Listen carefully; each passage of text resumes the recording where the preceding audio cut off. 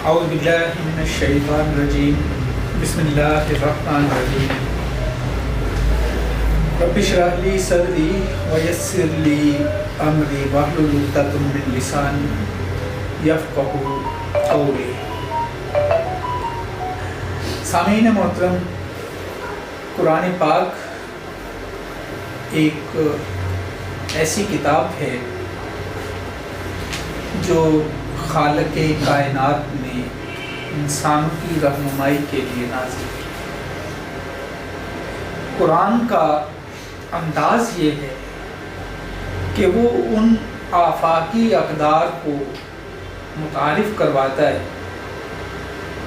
جو آفاقی اقدار انسان کو بحیثیت انفرادی اور انسانیت کو بحیثیت اجتماعی خوبصورت اور منافع بخش اور ایک ایسا ویلیویبل قابل قدر راستہ اور طریقہ فراہم کر دیتے ہیں زندگی گزارنے کا، اجتماع کو بھی اور افراد کو۔ ہم نے سلسلہ شروع کر رکھا ہے جس میں ہم قرآن پاک کی ان اقدار کا مطالعہ کر رہے ہیں ایک ایک کر کے، اور ان اقدار کی ہم نے ایک فہرست مرتب کی ہوئی ہے، اور آج ہم جس قدر کی بات کر رہے ہیں وہ ہے کہ آزمائش ہوتی ہے، امتحان ہوتا ہے اللہ کے پسندیدہ بندوں کا، اور جن اقدار کی ہم بات کر رہے ہیں وہ اقدار دراصل اللہ کے پسندیدہ اور مطلوب جو اللہ چاہتا ہے کہ انسان ایسے ہوں، یہ ان کی خصوصیات ہی ہیں دراصل۔ تو یہ جو آزمائش کا معاملہ ہے اس کے لیے ایک بڑی عام اصطلاح قرآن نے استعمال کی ہے، اور وہ اصطلاح ہے فتنہ۔ لفظ فتنہ جو ہے یہ خاص آزمائش کے لیے قرآن نے مختلف مقامات پر استعمال کیا ہے۔ لفظ فتنہ کا ایک مفہوم اور بھی ہے، تو وہ مفہوم فساد کے ہم معنی ہے، اس کو ہم الگ وہ بھی ایک قدر ہے، یعنی اللہ اپنے محبوب بندوں کو، اپنے مطلوب انسانوں کو فسادی نہیں دیکھتا، فتنہ پرور نہیں دیکھتا، وہ فتنہ جو ہے وہ فساد کے ساتھ مماثلت رکھتا ہے۔ یعنی لفظ فتنہ قرآن نے دو بڑے وسیع معنوں میں استعمال کیا، اگرچہ فتنہ کے اور معنی بھی ہیں جو آج ہم سمجھیں گے، اور مختلف آیات پہلے ہم لفظ فتنہ کی اس اصطلاح کے جو مختلف جگہوں پہ ہوئے ان کے جو مختلف معنی بنتے ہیں وہ سمجھیں گے، اور پھر ہم دیکھیں گے کہ اللہ کیسے اپنے محبوب بندوں میں کو فتنہ ان پر ڈالتا ہے یا ان کو فتن سے گزارتا ہے، اور یا چاہتا ہے کہ وہ فتن سے گزرے۔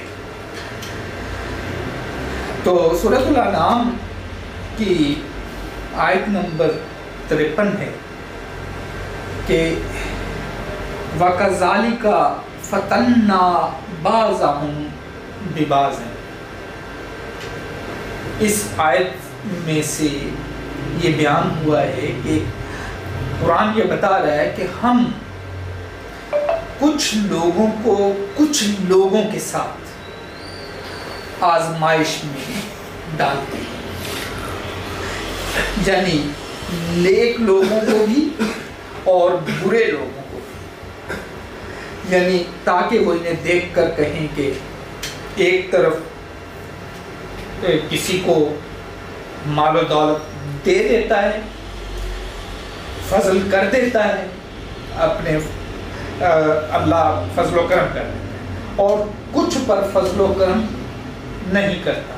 اس طرح دونوں گروہ ایک دوسرے کی آزمائش کا ذریعہ بنتے ہیں۔ وہ انہیں دیکھ کے جو کم دولت ہیں، کم فضل والے ہیں، جن پر فضل کم ہوا ہے، وہ جن پر فضل ہوا ہے، جو مفضال ہیں، ان پر رشک کرتے ہیں کہ یہ مفضال کیوں، یہ افضال کیوں۔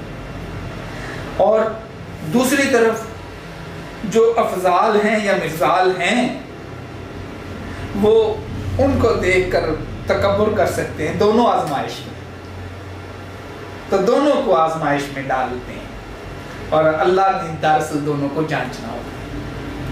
پھر دیکھیے ایک اور آیت مبارکہ ہے سورۃ طٰہٰ، جو قرآن پاک کی 20ویں سورت ہے، اس کی آیت نمبر 85۔ قال فَإِنَّا قَدْ فَتَنَّا قَوْمَكَ۔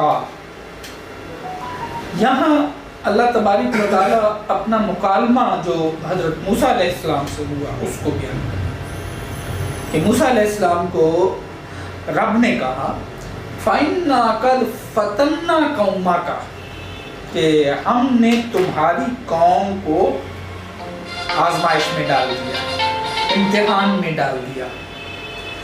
اور من بعد وَأَضَلَّهُمُ السَّامِرِي، جب سامری نے ان کو گمراہ کیا تو دراصل ہم نے تمہاری قوم کو تمہارے بعد آزمائش میں ڈالا تھا کہ جب آپ نہ ہوں تو آپ کی قوم کیا اس پیغام پر رہتی ہے جس پر آپ اس کو چھوڑ کے آئے، تو آزمائش قوم پر آزمائش کر۔ پھر دیکھیے ایک اور آیت مبارکہ ہے جہاں سے جو فتن کے اور فتنہ کے معنی آزمائش نکل رہے ہیں، وہ سورۃ صاد جو قرآن پاک کی 38ویں سورت ہے، اس کی آیت نمبر 34 ہے، وَلَقَدْ فَتَنَّا سُلَيْمَانَ، کہ ہم نے یہاں لفظ فتن جو ہے وہ سلیمان علیہ السلام کے ساتھ، کہ ہم نے سلیمان علیہ السلام کو آزمائش میں ڈالا، جب وَأَلْقَيْنَا عَلَىٰ كُرْسِيِّهِ جَسَدًا ثُمَّ أَنَابَ، جب ہم نے ان کی تخت پر ایک ایسا جسم پھینک دیا جو آدھا دھڑ تھا، جو ادھورا دھڑ تھا، تو اس وقت انہیں آزمائش میں ڈالا۔ یہ آزمائش کا تو یہاں فتنہ لفظ جو ہے وہ آزمائش کے لیے استعمال ہو۔ پھر سورۃ الحدید جو قرآن پاک کی 57 سورہ ہے، اس کی آیت نمبر 14 میں ہے کہ قالوا بلا ولکنکم فتنتم انفسکم وتربصتم وارتبتم وغرتکم الامانی۔ اب یہاں فتن کا جو مطلب ہے، جو فتنتم انفسکم کا مطلب ہے کہ گمراہی میں ڈال دینا، آزمائش بمعنی گمراہی آ گئی۔ اچھا پیچھے بھی جب ہم نے وہ حضرت موسیٰ علیہ السلام کی قوم کو بھی تھا، وہاں پہ بھی گمراہی کے معنوں میں آزمائش گمراہی کی شکل میں آ کہ راستہ بھٹکا دینا۔ اچھا اور وہ جب فرشتے ہاروت اور ماروت جب وہ جادو سکھاتے تھے تو وہ بھی فتن تم کا وہاں پہ لفظ ہے، فتن، کہ اصل میں ہم تو وہ بتاتے تھے کہ ہم تو تمہارے لیے آزمائش ہیں، جو راستہ بھٹکنے کا جو دکھاوا ہے یا جس طرف آپ کو دکھایا جا رہا ہے، یہ دراصل آزمائش ہے۔ تو گمراہی کی دعوت، گمراہی کا احتمال، گمراہی کی طرف زمانے کا موڑنا، گمراہ کرنے کی زمانے کی کوشش، یہ ایک آزمائش ہے انسان کی، کہ وہ جب انہیں گناہ بلائیں، جب انہیں گمراہی بلائے تو اس وقت وہ کیا سلوک کریں۔ یہ چونکہ آج کا ہمارا موضوع، تو گمراہی بذات خود ایک آزمائش ہے۔ تو یہاں پہ جیسا کہ ہم دیکھ رہے ہیں جو آیا مبارکہ ہے سورۃ الحدید کی کہ وَلَٰكِنَّكُمْ فَتَنْتُمْ أَنفُسَكُمْ، کہ جو مکالمہ ہوگا جو روز حشر میں منافقوں کا اور مسلمانوں کا، تو وہ کہیں گے کہ دیکھیں ہمیں سزا ہونے لگی، ہم تو بھئی آپ کے ساتھ ہی تھے۔ تو آگے سے جواب میں جو مومنین ہے وہ کہیں گے نہیں نہیں یار، وَلَٰكِنَّكُمْ فَتَنْتُمْ أَنفُسَكُمْ، تم نے تو اپنے آپ کو گمراہی کی آزمائش میں ڈالا تھا اور تم کامیاب لوگ نہیں تھے، آزمائش کے ساتھ گمراہی کی دعوت کے ساتھ لڑنے والے نہیں تھے، تم اس کا شکار ہو گئے تھے۔ پھر ایک دیکھیے سورۃ النساء جو قرآن پاک کی چوتھی سورت ہے، اس کی آیت نمبر 101 میں یہاں پر فتن ایک اور پیرامیٹر میں اور ایک اور انداز میں ہے، أَن يَفْتِنَكُمُ الَّذِينَ كَفَرُوا۔ یہاں پر یہ آیت ہے قصر کی، یہ جو کہ وَإِذَا ضَرَبْتُمْ فِي الْأَرْضِ فَلَيْسَ عَلَيْكُمْ جُنَاحٌ أَن تَقْصُرُوا مِنَ الصَّلَاةِ، کہ اگر تم زمین پر ضرب کر رہے ہو یعنی سفر کر رہے ہو، ضربتم فی الارض، جب تم زمین پر ضرب لگا رہے ہو، ایک جگہ سے دوسری جگہ جا رہے ہو، سفر کر رہے ہو، تو اس وقت اگر قصر پڑھ لو تو تم پر کوئی بری بات نہیں، فلا جناح، یہ بری بات۔ اچھا یہ بات کرتے ہوئے لفظ جو فتن ہے یہ استعمال ہوا، ان خفتم ان یفتنکم الذین کفروا، اگر، اور ایک تو سفر تھا، دوسرا یہ ہے کہ اگر تمہیں خوف ہو کہ کافر تمہیں ستائیں گے، یہاں ستانے کی آزمائش ہے، پیچھے تھا گمراہی کی آزمائش، یہاں آزمائش کی شکل کیا ہے؟ ستانے کی، کہ اگر تمہیں ایسا امتحان درپیش ہو گیا ہو، ایسی آزمائش درپیش ہو گئی ہو کہ کافروں کے ستانے کا خوف، ان کے تنگ کرنے کا خوف ہو، یہ بھی آزمائش۔ سر آزمائش کی شکلیں چینج ہوتی ہیں، آزمائش کے پیٹرن بدل رہے ہیں نا، تو یہ قرآن کی آیتوں سے ہم مختلف پیٹرن بتا رہے ہیں، مختلف نمونے بتا رہے ہیں، آزمائش کے نمونے قرآن خود بتا رہا ہے نا۔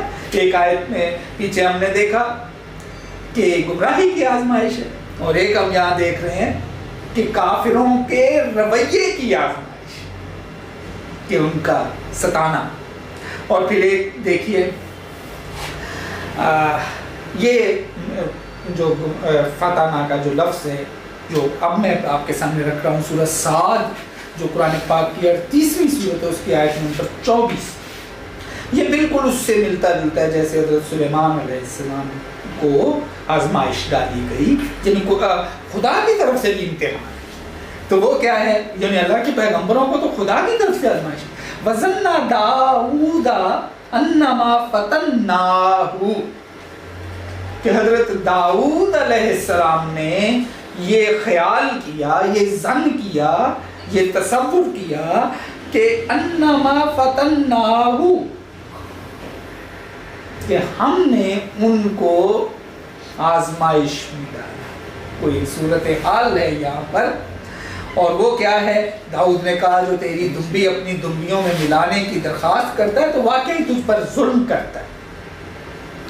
تو یہاں وہ حضرت داؤد علیہ السلام ایک فیصلہ کر رہے ہیں، تو وہاں وہ کہتے ہیں نہیں یہ تو میری آزمائش تھی۔ یعنی اللہ کے نیک بندوں کو جب کوئی فیصلہ صادر کرنے کے لیے جسٹس مقرر کر دیا جائے، ان کو اقتدار دے دیا جائے، انہیں اختیار دے دیا جائے، تو قرآن کہتا ہے کہ انہیں محسوس کرنا چاہیے کہ میں آزمائش، کہ وہ آزمائش میں، کہ اب اس اختیار کو، اس پاور کو کس طرح جسٹیفائی کرنا ہے۔ اس آیت سے میں فتنہ کا جو پہلو ہے وہ یہ نظر آ رہا ہے۔ حضرت داؤد علیہ السلام فیصلہ کرتے ہیں تو وہاں پہ وہ کہتے ہیں کہ، اور تو انہوں نے کیا کیا؟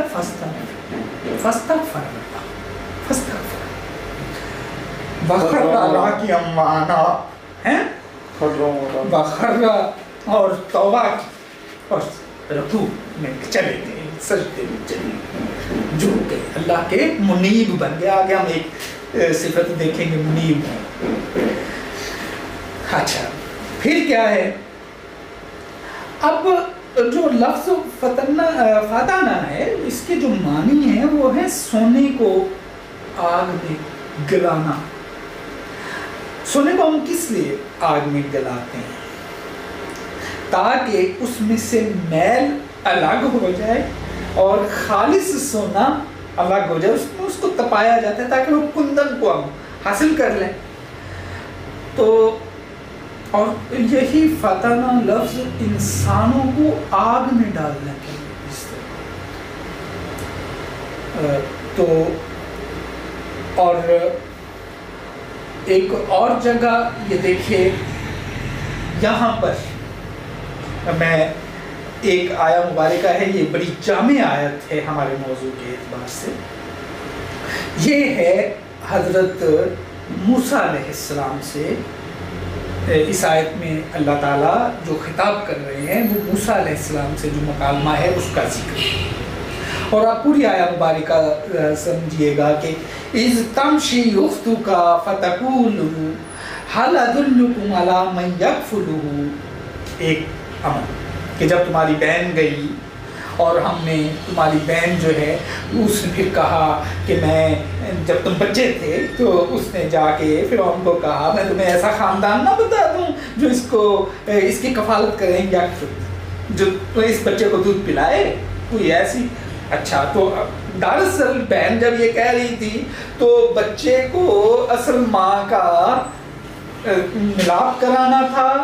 موسیٰ پہ احسان ہے اللہ کا. اچھا پھر یہ کہ یہ پورا وہ واقعہ ذہن میں رکھیے کہ اس سمندر میں پانی میں ڈال دیا بچے کو اور بچہ جو ہے وہ دریا میں چلتے چلتے، یہ سارا ایک پورا واقعہ حضرت موسیٰ علیہ السلام کا بچپن کا اور پھر ان کے کفالت کا پینے کا اور یہ. پھر دوسرا فَرَجَعْنَاكَ إِلَىٰ أُمِّكَ كَيْ تَقَرَّ عَيْنُهَا وَلَا تَحْزَنَ. اور پھر ہم نے آپ کو آپ کی ماں سے ملا دیا، اس کو بھی خوف سے بچایا، آپ کو اس کی آنکھوں کی ٹھنڈک بنا دیا. احسان اللہ کنارہ ہے نا. پھر کیا ہوا؟ وَقَتَلْتَ نَفْسًا فَنَجَّيْنَاكَ مِنَ الْغَمِّ. اور پھر آپ سے قتل سرزد ہو گیا، قتل عمد نہیں، غیر ارادی طور پر قتل سرزد ہو گیا. اس غم سے بھی پھر ہم نے آپ کو نجات دلائی. تو یہاں یہ باتیں بیان کرنے کے بعد قرآن بولتا ہے، کہتا ہے وَفَتَنَّاكَ فُتُونًا. وَفَتَنَّاكَ فُتُونًا یعنی ہم نے تمہیں کئی آزمائشوں میں سے گزارا. یہ یعنی ڈوبنے کا بھی، خوف کی آزمائش، غم کی آزمائش، ماں کے غم کی آزمائش، ماں کی پریشانی کی آزمائش. دیکھیے کیا وہ ساری آزمائشیں، سارے امتحان اس ایک آیا مبارکہ سے سمجھ آ جاتے ہیں، ان کا نقشہ سامنے آ جاتا ہے. اور پھر خوف، قانون کی پکڑ کا خوف، پھر بادشاہ کی طاقت کا خوف، پھر علاقہ چھوڑنے کی، وہاں سے نکلے نا بھی حضرت موسیٰ علیہ السلام تو علاقہ چھوڑنے کا، وطن چھوڑنے کا، اور یہ بھی آزمائش. یہ ساری آزمائشیں اس آیہ مبارکہ میں، یہ جامع آیت ہے. اور اس سے فتنہ اور فتونہ یہ دو بار استعمال کر کے قرآن کی اس آیت سے فتنہ کا جو معنی ہم جس کو سمجھ رہے ہیں اس کے ساری شکلیں یہاں پہ اس ایک آیت مبارک میں جمع. تو سامعین یہ فتنہ جو ہے جس کو ہم سمجھے ہیں اس کو یہیں پہ سمجھ لیا جائے کہ حقیقت یہ ہے. قرآن کہتا ہے کہ ہم جس بندے کو، جس انسان کو مراتب میں سرفراز کرنا چاہتے ہیں، جس کو اپنا محبوب بنانا چاہتے ہیں، اس سے بھی آزمائش اور وہ اس کی شخصیت کی تعمیر کے لیے اسے مختلف امتحانات سے گزارا. اور جیسے کہ حضرت موسیٰ علیہ السلام کو اللہ تعالیٰ نے ہر طرح کے نرم اور گرم حالات سے گزارا جو کہ ابھی ہم نے جن کا ذکر کیا. تو لیکن وہ اس میں سرفراز، وہ آزمائش اللہ کے محبوب بندے وہ ہیں جو ان آزمائشوں میں پورا اترتے ہیں. اور وہ دعا کیا کرتے ہیں ان آزمائشوں میں سے پورا اترتے ہوئے؟ وہ دعا کرتے ہیں ربنا لا تجعلنا فتنة للذین کفروا، یا اللہ ہمیں اس بھٹی میں نہ ڈال. اپنی بھٹی میں بھی وہ ویسے دعا کرتے ہیں ربنا لا تحملنا ما لا طاقت لنا، یا اللہ جس کی ہم میں طاقت نہیں ہے وہ بوجھ واعف عنا واغفر لنا، ہمیں محفوظ رکھ. لیکن اس دعا کے باوجود جب اس آزمائش میں آ جاتے ہیں وہ اس پوری زندگی کو آزمائش میں گزارتے. اور لوگوں نے یہ گمان کر رکھا ہے کہ انہیں یوں ہی جنت میں داخل کر دیا جائے گا، حالانکہ انہیں نہ ہلایا گیا نہ ان پر آزمائش ڈالی گئی. تو وہ جب آزمائش آتی ہے، اور ہم نے پڑھا تھا جب سورۃ الاحزاب میں کہ جب لشکر چڑھ آئے تھے تو مومنین کہتے تھے کہ یہ ہم پر آزمائش ہے، ہمارے مراتب بلند کرنے کے لیے. دشمن کہہ رہا تھا نہیں تم پہ تکلیفیں ہیں، تم پہ عذاب ہے. وہ کہتے ہیں نو، عذاب نہیں ہے، یہ ہم پہ آزمائش ہے. تو مومن جو ہے آزمائشوں میں سے، امتحانات میں سے، قرآن نے ایک اور لفظ اگرچہ فتنہ کی نسبت کم استعمال کیا، امتحانہ، امتحان. تو مومن ان امتحانوں میں اور ان فتنوں میں، آزمائشوں میں سرخرو ہوتے ہیں. اور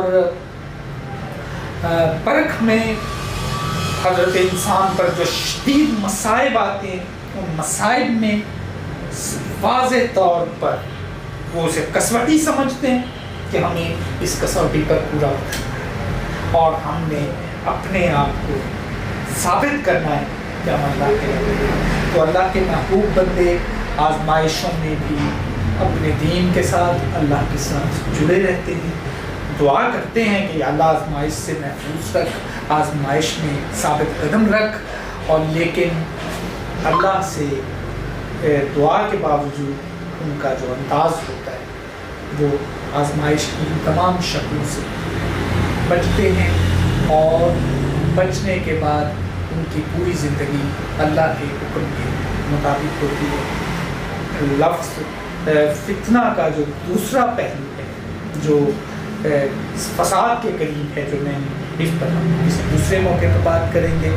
اللہ تعالیٰ ہم سب کو فتنہ یعنی آزمائش سے محفوظ رکھے اور آزمائشوں میں کامیاب اور کامران رہنے کی توفیق عطا فرمائے. وآخر دعوانا ان الحمد للہ.